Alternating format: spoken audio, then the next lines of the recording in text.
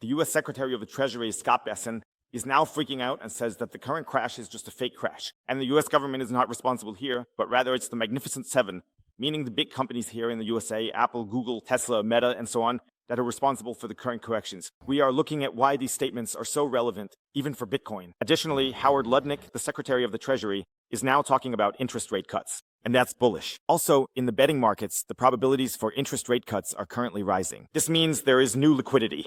This means Bitcoin and risk assets will pump. Tomorrow's Hall will also give a speech. We need to watch closely to see what comes out of it. Additionally, we have new statements from Donald Trump. And we have many statements that are actually more on the bullish side, even though we are currently experiencing a sell-off, which we also need to look at. And then there's actually Senator Cynthia Lummis, who is now talking about wanting to buy 1 million Bitcoin here without any legislative backing. So she wants to explore possibilities here, like with the executive order signed by Donald Trump, where the Treasury Secretary can directly buy 1 million Bitcoin. Incredibly intense. But first, let's actually look at the Treasury Secretary Scott Bessent, who actually says here, it's a Max 7 problem, not a MAGA problem. And with that, he clearly wants to deflect the blame from himself. We say, hey, here, it has nothing to do with tariffs and so on. We simply see overvaluations in the stock markets and so on. Sure, it's probably true that there are overvaluations here. But you can't just say, okay, the current correction is coming from somewhere else, because Bitcoin would also be dragged down here.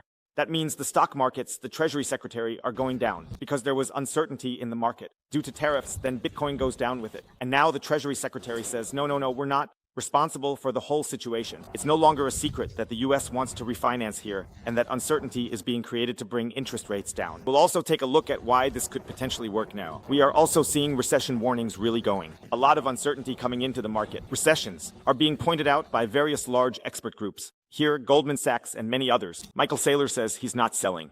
I think that's not at all such a very bad suggestion. I mean, people who are buying the dip well now could benefit relatively well in the long term. What I also found very, very interesting was the statement from Zero Hedge, which refers to Scott Bessent, because he says, hey, we're not to blame here. Magnificent Seven and so on have created the problem here. Here, Zero Hedge says, forget the Bank of England. Bessent has just ruined the bank from everywhere. So he means here that Scott Bessent and the Donald Trump policies and so on have just ruined the entire market, because he makes a comparison with the Bank of England, because the Bank of England is probably having difficulties here. I don't know if it has to do with the gold payout, if he wants to play that out, but in any case, the Bank of England is having certain difficulties. And Scott Bessent says, hey, forget it. All the banks in the world are now having difficulties because of what was triggered here. And then we have the Treasury Secretary in the USA, Howard Lutnick, who is also a massive Bitcoin bull, clearly saying here the interest rates could be significantly lower. So he is hinting at potential interest rate cuts here. And that would be quite clear here. Bullish for Bitcoin, I don't need to elaborate on that again. Low interest rates mean bullish for Bitcoin. We also had a very, very interesting interview from him now regarding tariffs and so on. Let's take a look at it now because there are very, very interesting things revealed here. I mean, come on, look,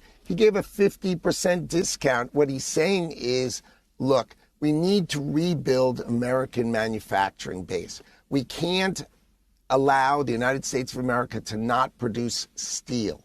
We can't allow the United States of America not to produce pharmaceuticals. We can't have a war where we can't get antibiotics and we have to call another country to make a missile or to make a plane.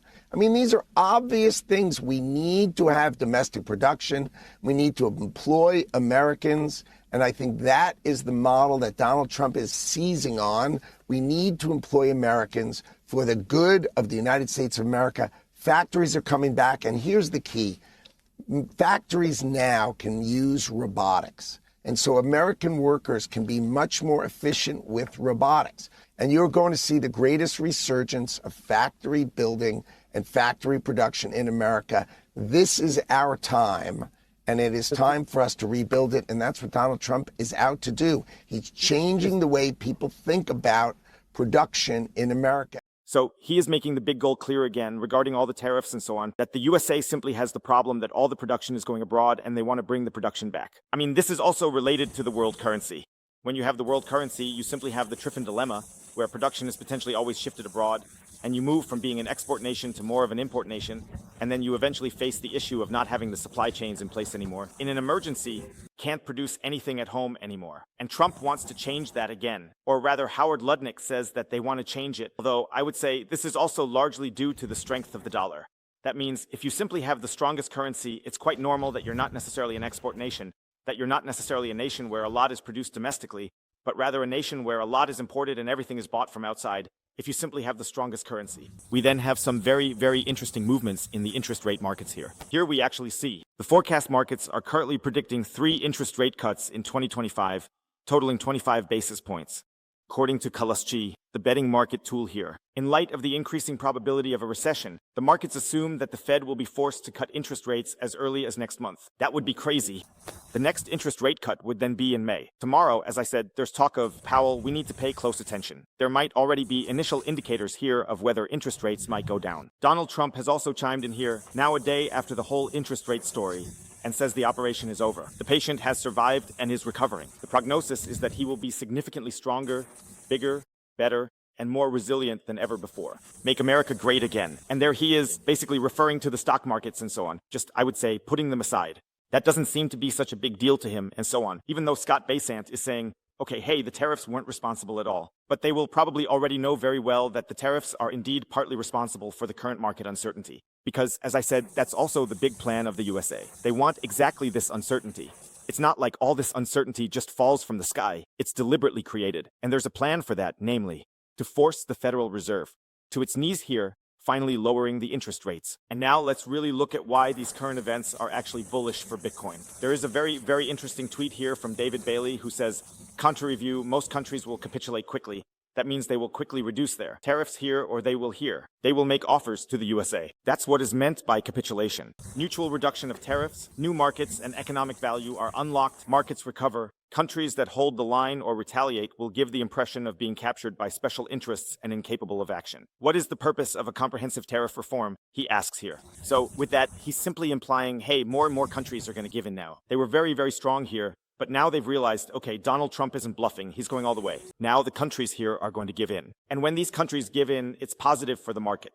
And then there can be a rally upwards. That's why many are expecting such a recovery rally. In that sense, if you look at it this way, then Scott Bessent's statement is correct. Maybe again, that it's a fake crash. There was another interesting statement made yesterday where someone said, markets will probably pump again here. Tomorrow, countries will lift their tariffs on the USA and ask Trump to lift his tariffs. Tariff uncertainty over. And that will lead to them pumping the markets up. I mean, we haven't seen the pump today yet, but it could definitely still come in the next few days. We'll have to wait and see. If, of course, they are irrelevant countries, it will have relatively little impact here on the markets. But if they are any major countries, if they were to ease tensions with China or something like that, then there could indeed be an upward pump. Arthur Hayes also had a very, very interesting statement on this. He says here, Trump's tariff formula is further proof that he is fully focused on eliminating these imbalances, that the problem for government bonds is that foreigners cannot buy bonds without dollar exports. The Fed and the banks must get involved to ensure a well-functioning government bond market, and that means BRR, as in money printer go BRR. This means he fully expects that the current developments will lead to massive injections again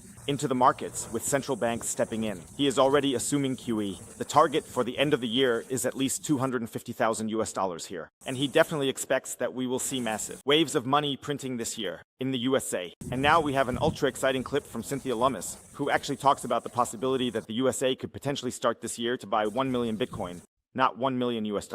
And the whole thing without a legislative process. Meaning without everything being legally processed through the Bitcoin bill, but rather that the whole thing can even be carried out via an executive order.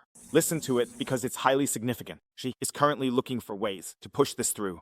What I'm trying to figure out right now is whether it needs to be done legislatively or whether the Treasury Secretary has the authority to do it right now. And certainly President Trump has signed an executive order in support of a strategic Bitcoin reserve. So she is trying to find out if the Treasury Secretary in the USA can directly buy Bitcoin now in such a large amount, like buying 1 million Bitcoin or something. There seem to be some loopholes or something like that. She also mentioned in the podcast with Natalie Brunell that the Bitcoin bill simply involves buying 1 million Bitcoin, roughly 200,000 Bitcoin per year. You do this over 5 years, then hold the Bitcoin for at least 20 years, and then you can reduce debt in the long term. This is the big plan, the grand vision of Cynthia Lummis.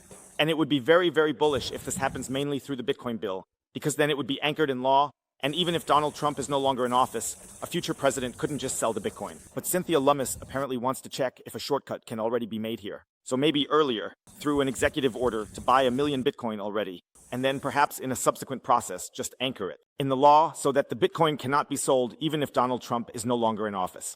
At least that's how I understood it. In any case, let's now take a look at my new hyper-bullish waterfall jumps here in the jungle in El Salvador. But before that, I'll put a link below for you. 21. Bitcoin, how you can easily, safely, and simply buy Bitcoin. Bitcoin Hotel, you can get up to 20% off the fees when buying Bitcoin. Be sure to check it out. And now give me a rating from 1 to 21 for the massive waterfall jumps here.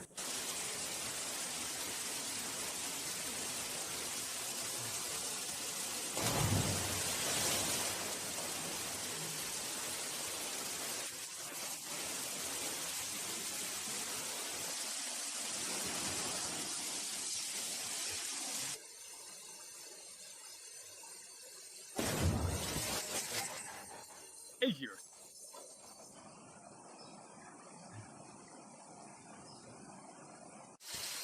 It's another one. Yeah, from there. Don't go too far down. Wherever, don't worry.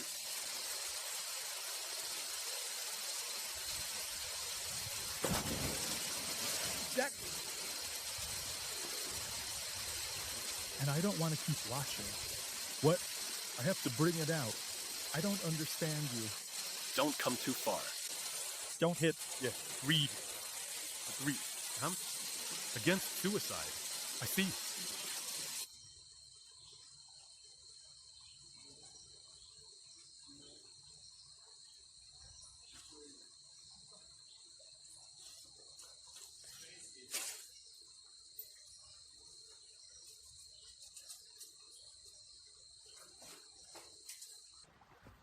We are now here in the middle of the jungle. We just did 4 waterfall jumps here. I'll show you how we walk back here. Here over the river, really crazy. Here. We're going through everything now.